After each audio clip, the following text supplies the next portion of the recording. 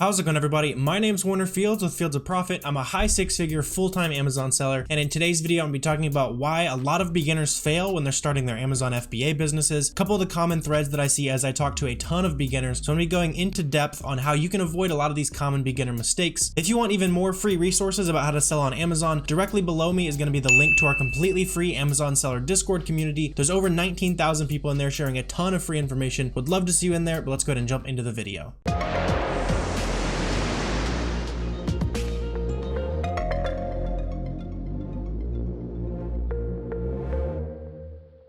So the first mistake that I see a lot of beginners make when they're starting their Amazon businesses is that they simply do not know the rules. So when you first start selling on Amazon, there's going to be a lot of little nitpicky rules that you are going to have to follow. It might feel unfair to have to know all that at once, but that's just part of running a business, right? You're not an employee here. You're not a student here. Like, you are the top of the totem pole. So you have to know the ins and the outs of the business. And you have to know what's potentially going to cause problems for your account. And when I'm talking to a lot of beginners, I see them making very common mistakes. For example, when I used to sell a bunch of books, going out to thrift stores, buying books to sell on Amazon, I would see a lot of beginners buy those books, and if they were in really good shape, I would see them list those books in new condition. And if you don't have the proper receipts or invoices to back that kind of stuff up, that can very quickly get your Amazon account in a lot of trouble, causing some counterfeit claims, some IP issues, all that kind of stuff. It's very important that you know the rules of the platform. I also see this happen with people who jump straight in. They're like, oh, I'm gonna do drop shipping on Amazon, and right away Walmart box goes to the customer's like, hey, why is there a Walmart box on my porch? They complain to Amazon knows you're a drop shipper, and that's it. You get one chance with Amazon, right? You can't just make a bunch of new accounts. Amazon pretty much is going to be able to figure out if it's you making a new account. It's pretty tricky to make a new account after you get banned. So don't waste your chance, right? You get one chance at this. Don't blow it on a quick cash grab opportunity like drop shipping, selling simple little books as new. Like, those are just little tiny ways to make money when there's massive potential within your Amazon account. So make sure you know the rules. That's kind of the main mistake that I see beginners make. The second mistake that I see a lot of beginners make when they're starting their Amazon business is they don't treat it like a business. They treat it like their personal life. They're a little bit too frugal. They're not investing in softwares. They're not investing in education. All that kind of stuff is going to really help add up into your business, especially talking about using software. I see a lot of people skimp on the software. A lot of people are like, hey, how do I sell on Amazon without using Keepa? Or how do I sell without using any software at all? The answer is you do not. You need tools. You need to invest in your business. It's a different mindset versus your personal life. Like, I understand I'm very cheap in my personal life. I don't pay myself a lot out of the Amazon business. I live in an apartment. I don't even have a car right now. I understand. I'm a very frugal person too, but I am not frugal with my business. That is not how you treat your business. So you have to have a little bit of a mindset shift there, which might be a little bit difficult if this Amazon business is your very first business that you've started. So talking about how it's super important to make sure you're investing in the right tools when you start selling on Amazon, let's go ahead and jump into the computer over here for a second. I'll show you a couple quick examples of big mistakes that you can avoid just by investing a little bit of money into software. So first off, I want to go ahead and check out this item right here. I'm just going to show off a very simple concept. If you need a full tutorial on this tool right here, this tool is called Keepa. It is essential if you're an Amazon seller, but very briefly, like, this tool is $20 a month. And let's say we wanted to buy this item and we saw it like right here, right? Where the price is $25. And on the Amazon listing, it would have said $25 if I had looked at it like 2 nights ago. This was where it was $25. And let's say I bought it over here. We'll use the profit calculator. Let's say I bought this for a price of, let's say, 13 bucks. 13 bucks. It's a decent ROI, decent profit per unit. Not a great item. Definitely not an amazing item, but it'll work, right? Especially if this price was consistent. But if you didn't have Keepa, you wouldn't be able to look back into the past and see that really this is more of a $14 item. This is not even close to a $25 item. It was just kind of on a temporary price spike. And investing in a tool like Keepa is going to help you identify those price spikes. And you have to think about, let's say you bought 10 of these bottles, and instead of selling them for $25, price tanked, you ended up having to sell them for $14. Then 10 bottles later, you've already cost yourself $47. Keepa would have saved you, Keepa is 20 bucks a month, and Keepa right there, this one item alone would have saved you well over the cost of Keepa just by itself. So make sure you're investing in tools like this. And also within this, make sure you have Keepa. Really, I would highly advise that you get SellerAmp as well, because it's going to do a whole lot of things. Like, we can calculate our profits right here on the fly. It's going to show us how many sales this product is generating. There's a lot of ways that we can kind of, reverse engineer some things, try to, like, oh, I see that I can plug in the sales rank to an estimator, see how fast it's selling. But really, like, this is a business, guys. Especially if you have a little bit of money to invest in this, treat it like a business. You cannot cannot be frugal. You have to invest in tools like this. And especially with Keepa and SellerAmp, especially fans of the channel, you guys will know how powerful doing this right here is, where we just go to a listing that's similar, like an arbitrage type product. We just click on the sellers here, and then immediately we're going to see a big list of products that this seller is selling, a ton of information about these products. And this right here, these two tools combined are going to cost you about 40 bucks a month. And right there, you're going to be able to be protected from prices tanking. You're going to have an awesome sourcing strategy by looking through other people's storefronts. Like, you just really can't be cheap with these tools. One other example, I would highly advise that any of you new beginners have this Chrome extension right here called IP Alert. I know that getting IP complaints is a big worry for a lot of you new sellers. So what IP Alert does, it's very simple. It's a lifetime plan, so you don't have a monthly recurring charge, anything like that. But anytime you go on an item where previously some other sellers have had IP complaints, basically, if you're not familiar with what IP complaints are, it's essentially when a brand says, hey, I don't want you selling on my listing, I'm going to kick you off and also give you a complaint. And if you get enough of those complaints without addressing them, you can actually get your Amazon account shut down, or you're going to have to submit a whole bunch of invoices, cause a whole bunch of headaches. So in my opinion, it's way easier to avoid these kind of headaches just by having this tool right here called the IP Alert. If you guys are interested, there's a little bit of a coupon down below that helps you guys out. But really, if I was starting over, those 3 tools I would get right away. It's going to create a nice setup for you to make sure you're not making common beginner mistakes. Make sure you're investing in your business. Like I said, there is a little bit of a coupon down below. You use code FOP30, that'll get you 30 bucks off the lifetime. Would highly recommend getting all 3 of these tools if you're just getting started out. Another super common mistake that I see a lot of beginners make is they get way too attached to the idea of selling particular products, particular categories. You know, I hear from a lot of sellers who they're like, all right, open my Amazon account. I want to sell Lego and Nike and Adidas, and that's it. When that's not the game, man. Like, there's going to be different times of year where selling toys like Legos are going to be great. There's going to be times of year where Nike's awesome, and then times of year where it's not. You're going to have to be diversified, and you're going to have to chase opportunity in every category possible, every website possible. There's going to be opportunities everywhere, and you need to be adaptable to be able to find all those different opportunities, and don't just get so laser focused on a couple different items that you really want to sell. And within that, you don't want to get attached to the products pretty much at all. The way I kind of look at these products, sometimes I really don't even know what I'm buying, but I'm just looking at the data. If the data looks good, I'm going to buy it, because most of the time I'm buying data and I'm not buying products. There's a couple exceptions to that rule. When you think about seasonal type items, think we just had Easter. So I obviously, if I look at some really good data right now, you know, 3 weeks from now, a month from now, those Easter type products are going to have really horrible data. So you need to factor in seasonality, that kind of stuff. But for the most part, I'm just buying data. I'm not buying products. Don't get attached to the specific products you're buying. Just go out, sell anything you can make a couple bucks on, and keep it rolling.